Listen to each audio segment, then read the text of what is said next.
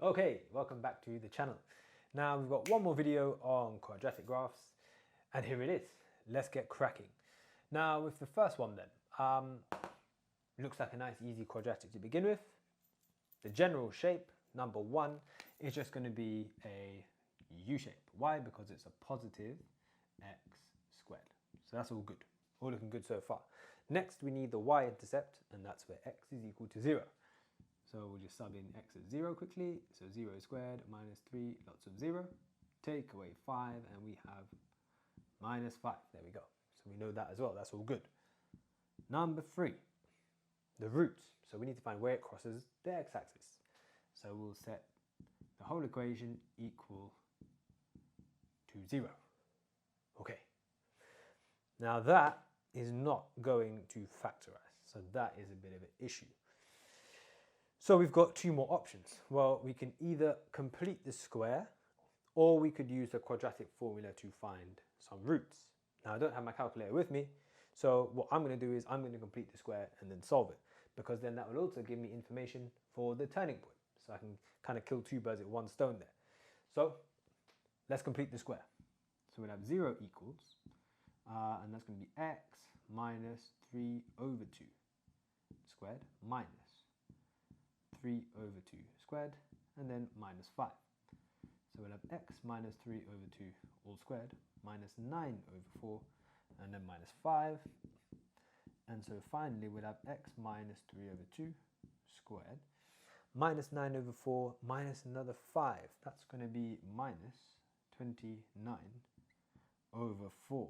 Okay, there we go. So remember, now we've completed the square.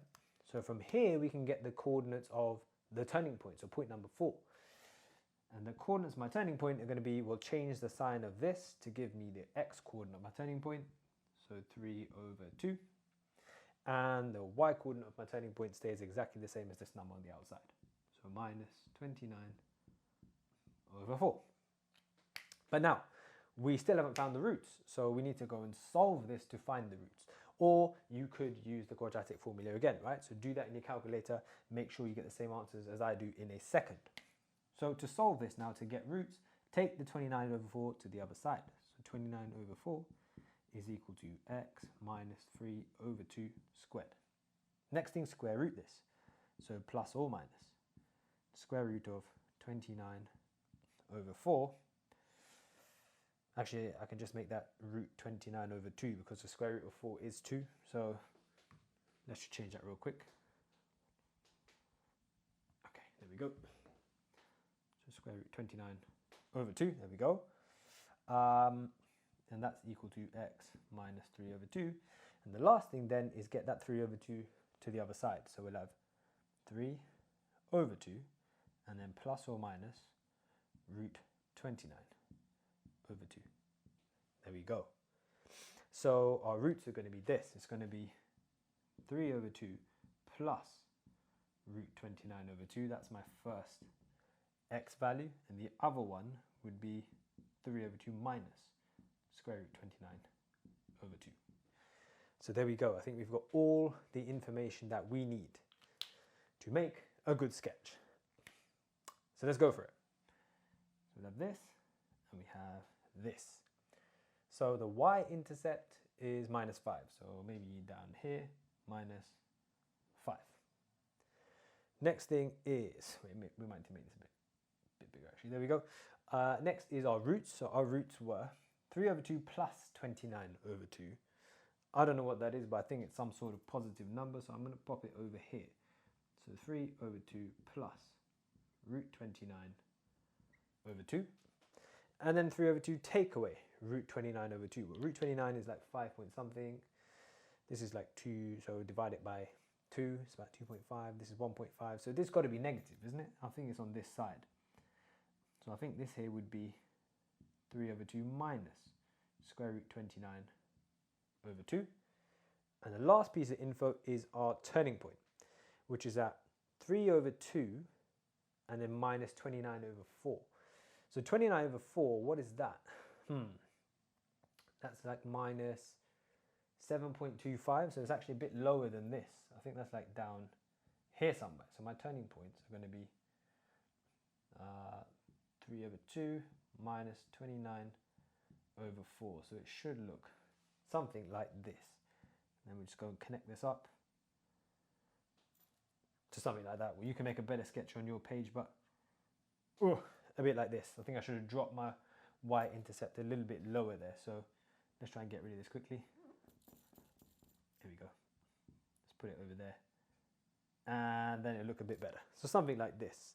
But obviously you can make a nice, good sketch on your paper. Now, on to the next one. First of all, the general shape. So number 1.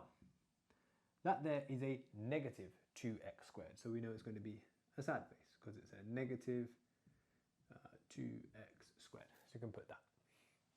Number 2, we need the y-intercept. Remember, we're going to set x as 0. So if we set x as 0, that would be 0 plus 4 lots of zeros, so still 0. So we basically just have minus 7 as our y-intercept. Number 3, we need the roots. Now, is this one going to solve? I don't know if this one is going to solve. Maybe what we could do is complete the square again, because as I said, I don't have my calculator. If we did have the calculator, you could put it in the quadratic formula and see if you get any answers. So maybe do that now and check. But what I'm going to do is I'm going to try and complete the square, because again, just like I did here, it will give me info for the turning point anyway. So let's go and do that. So we'll have y is equal to minus 2x squared plus 4x minus 7. So y equals, factorize the minus 2 out, so we'll have x squared minus 2x, and then minus 7 on the end. So minus 2, now we complete the square inside here, so this, squared minus 1 squared, minus 7, and then we can multiply that out, so we'll have minus 2x minus 1 squared, and then that will be plus 2 minus 7. So y is going to equal minus 2x minus 1 squared minus 5. There we go. So we've completed the square right here. And so my turning points is going to be this. Flip the sign of the number in here to get the x coordinates. So that's just 1. And then the number on the outside is exactly the same as the y coordinate of your turning point. So that's minus 5.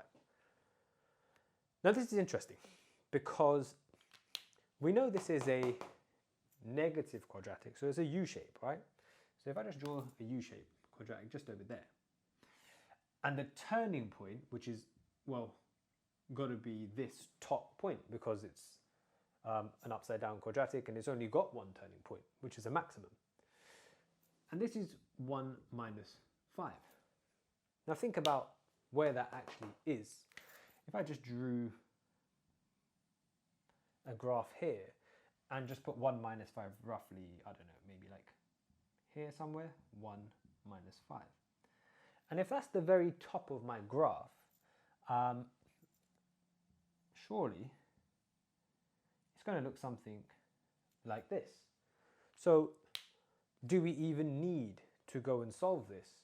Well, no, because it's not going to solve. Because if that's the highest point, it's never going to cross the x-axis, so we're not going to get any solutions. So hopefully if you do put this into the quadratic formula, it will come up with some sort of imaginary number. It will say I or something in your calculator. And if we did try to go and solve this, then let's see what happens. So if I take that minus 5 over, make this equal to 0 first actually, so x minus 1 squared minus 5. Bring that 5 over, I'll have 5 is equal to minus 2 lots of x minus 1 squared.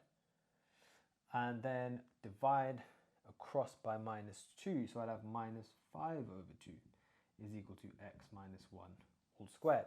And now's the problem, because I need to square root this side, and I can't square root it because we've got a negative over here. So that just confirms that it doesn't cross the x-axis. We'll get no roots for this equation. And so the last thing to do is just fill in the y-intercept, which we know is minus 7 from up there. And that's, unfortunately, all of the detail that we can put on for this graph over here. So there we go. 2 more quite interesting examples. Hopefully that makes graph sketching a bit more easy. Okay, next thing we move on to is the discriminant. So hope to catch you there.